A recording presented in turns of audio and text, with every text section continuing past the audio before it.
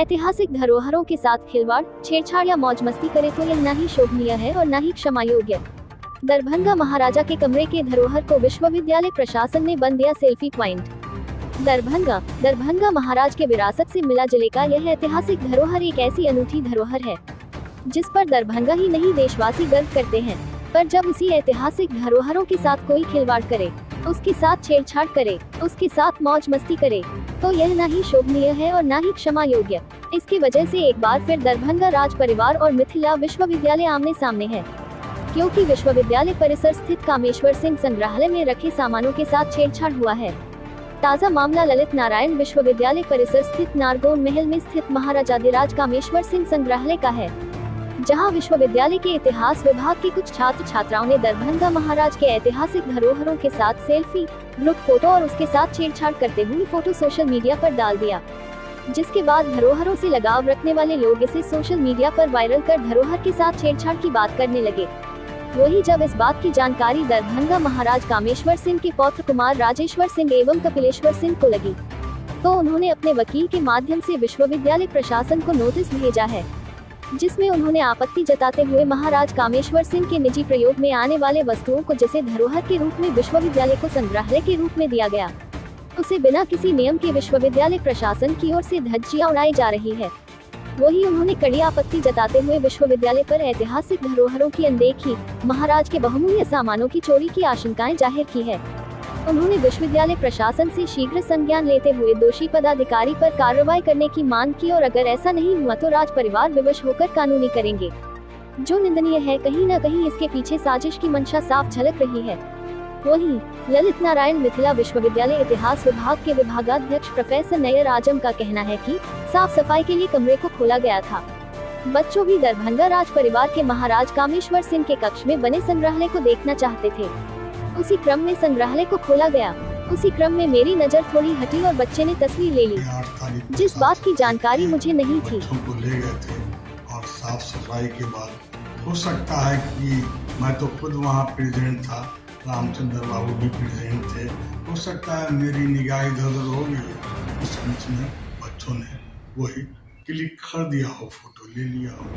इतनी सी बात है और कुछ भी नहीं। साफ सफाई के लिए लोग नहीं है नहीं, उसके लिए तो साफ सफाई तो ऐसे उन्हें कुछ बताना भी था हिस्टोरिकल फैक्ट्स के बारे में कि राज गजवाड़ा राजा महाराजा किस तरह रहते थे, क्या पहनते थे, कैसे। बच्चों के द्वारा ही साफ सफाई करवाते हैं उसका? नहीं कराते नहीं, चूंकि ये बच्चे हमारे 3rd सेमेस्टर के थे। बार बार ये जिज्ञासा थी कि सब जानते उसमें क्या है, देखते, तो मैं उनके साथ ही था ऑल द टाइम। अब किसी टाइम में मेरी निगाह ही तो है इधर से उधर हो गई होती, फोटो खींच ली।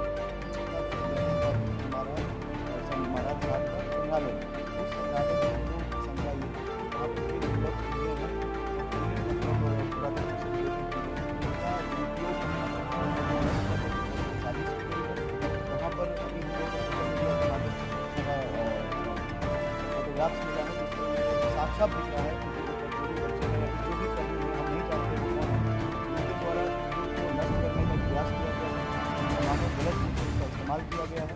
और हमें हम इसकी पुष्टि नहीं कर रहे हैं, लेकिन हमें इस बात से ये आभास हो रहा है कि हमें इन सामानों को नष्ट करके या फिर चोरी करके या चीज़ों को वहाँ से हटाया जा सकता है और दुरुपयोग किया जा सकता है।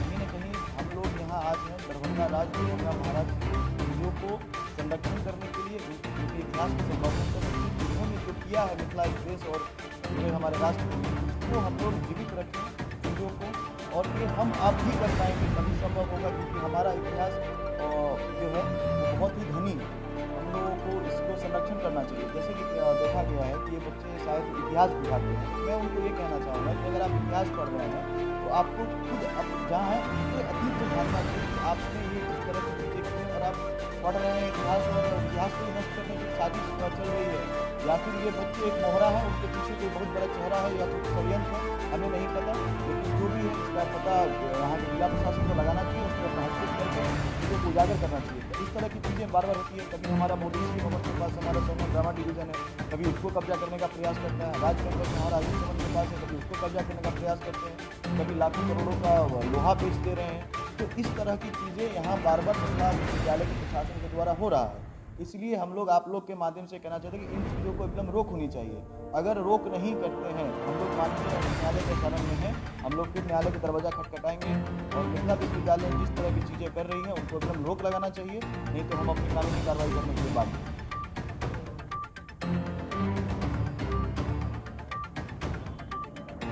जी, हमने हमारे अभी अधिवक्ता के द्वारा हमारे मैनेजर साहब और हमारे जो वकील हैं अधिवक्ता हैं उनके द्वारा हम लोगों ने लीगल नोटिस दिया है बिहार के गवर्नर को, यूनिवर्सिटी के वाइस चांसलर को और यूनिवर्सिटी के रजिस्ट्रार को कि आप अविलंब